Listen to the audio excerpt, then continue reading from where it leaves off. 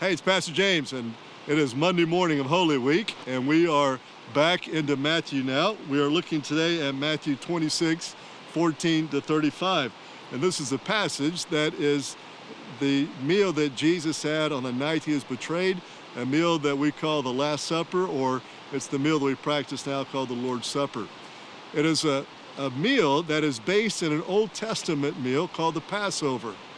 And the first Passover was that moment in the life of Israel in which God preserved Israel, saved them so that the angel of death would pass over them and that they would be able to escape from Egypt and take that long journey to the Promised Land.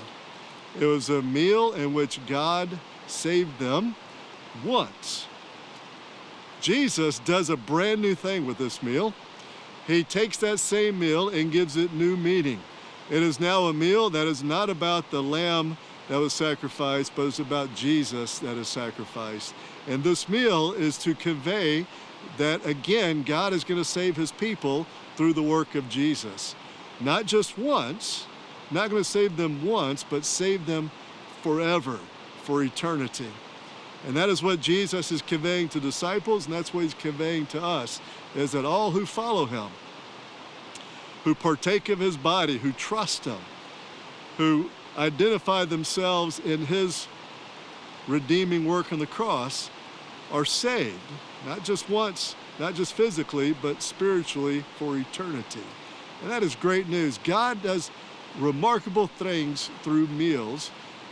This is a special meal in which it does a special thing, but there are lots of different meals in the New Testament in which Jesus does his work of conveying the good news of his life to the people that are around the meal. And as we're reflecting today on the Last Supper and the power of God to use meals, I want to encourage you to try something. You know, Easter is this Sunday. It is a very common thing, at least in our part of the world, to have an Easter meal.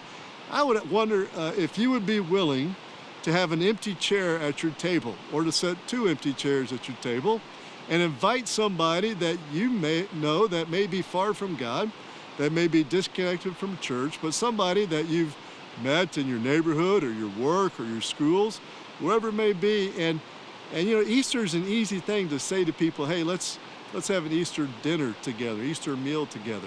That's almost universal language, and it's very accessible in this part of the world. And I would encourage you to do that, because it's amazing when people put their feet and knees under your table and share a meal with you, how open they will be to talk with you and to get to know you and for you to get to know them. And I would encourage you, if you're willing to do that, take that step of faith. Invite somebody and see if God doesn't use the meal at your house to draw somebody deeper into this amazing, remarkable, beautiful story of Easter. Hope you have a great day. God bless.